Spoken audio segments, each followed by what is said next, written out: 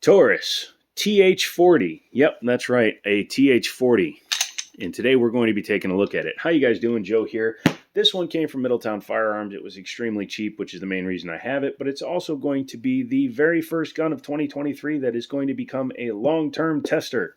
That's right, I've been doing this for 6 years and I've never actually done a full-time or full-term, long-term, full review, etc. I just like doing this. It's kind of fun. And this will be the first one, which also means video upload schedule will be changing, but for the better. So instead of Tuesdays, it'll be Monday for new video for review, Wednesday for a range video, Friday for another review. It won't always be a long-term test review range video. It might just be me shooting stuff, but there will be a range video on Wednesdays, so start coming back for that. Also, maybe consider becoming a member of the channel or even just leaving a super thanks. You can see those down below. It's like Patreon, but for YouTube, and it will help support me so that I can buy guns and buy ammunition, because I have to sell other guns to get some of these guns, and it makes me cry where I am soft. That would be inside my brain. So do that. Inside the Taurus box, which is interesting because one of their cheaper guns, and it happens to come in a nice case versus the G3s, which cost about the same money and come in cardboard. But you get the gun, 2 magazines, Mec-Gar 15 rounders, 3 total backstraps, 1 on the gun, 2 spares, as well as your roll pin tools. Your ads and your owner's manual are underneath that piece of foam. Let's get that out of the way and show off this firearm clear as a whistle. That made no sense, but as you can see, it is a full-size polymer frame, steel-slided, hammer-fired, double action to single action. I broke my thumbnail, so I can't really do offhand stuff today, but as you can see, it is a decocker, so double action, a single action. For a size comparison, we do have my Rock Island chambered M45 ACP.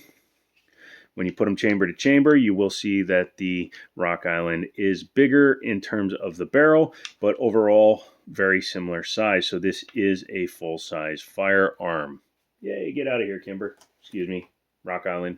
My Kimber is on my computer. Kimber, computer, computer, Kimber. This is a pretty nice looking gun, has the Taurus kind of panels on it, does have finger grooves on it that are pretty vestigial, so they don't get in the way when you have larger hands like I do, being like 4.5 feet tall, makes it easy for me to get a good grip. Has memory notches on both sides because this gun is fully ambidextrous and allows you to run it righty or lefty. Let me demonstrate. Your sights, for one, are fully ambidextrous. But when you install your magazine, right-hander drops free. Left-hander, I'm pushing with this thumb because this thumbnail is broken. Drops no problem. Slide lock, slide release. Again, no problem. And the disconnect and decocker, again, no problem for your lefties. It's very nice to see out of the box. FN does it. I think some HK pistols did it, but not very many manufacturers are willing to make fully ambidextrous guns. Even the ejection port is almost ambidextrous, although it is going to kick out that side because that's where your ejector is. Berettas are probably the most ambidextrous slide. Why does he keep saying ambidextrous? I don't know. Maybe because he likes syllables. Has the Glock takedown to it, which is pretty easy to use. I'm not a huge fan of that takedown style, but it is effective, so go with what you can. Has a flat top on it, and this one has some Amazon special or Lakeland special fiber optic sights. I almost said night sights, but they're fiber optic. Not a terrible sight picture, and it's better than the combat-ish style 3-dot sights that come on a standard gun. The backstrap that's on here is the medium, and it actually fits in my hand very well. However, this is one thing that backstraps can change for you that might help you. Because I can get my finger all the way into the crook, it's not a problem with my right hand because my nerves are only slightly destroyed on this side. But when I pull all the way back with my right hand, you can see I can get the hammer to drop when I'm in the crook. However, with my left hand, I literally can't get the hammer to drop. And you can see my finger still has room to move. If I push, I can pull all the way back. So it's not my finger that's blocking it. I just literally have that kind of nerve damage. So if you ever wonder what my nerve damage was like, that's the nerve damage. Whereas this side works fine. So sometimes having an extended beaver tail, which forces you to come back to your pad, works better. Not saying that's the case for everybody, but for someone like me, it's just something I noticed when I was filming it one other time and I couldn't pull the trigger with my left hand. That's why you train. It's also why you use your pad. Much more leverage. Double action to single action means that this gun can be carried a multitude of ways. You can obviously just leave it empty and then rack it when the time comes, or you can put your mag in, rack it, and decock it. Then you have a double action pull to start. You can even put it on safety while in double action, which is double safety. Or you can 1911 it, which is cock it and lock it.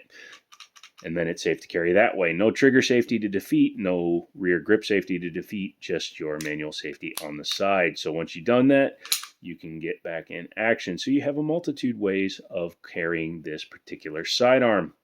I like the finger groove up here. However, this shelf kind of interferes with the mag release a little bit. I would actually shave that down if I knew there was material under there and not just a void in the plastic.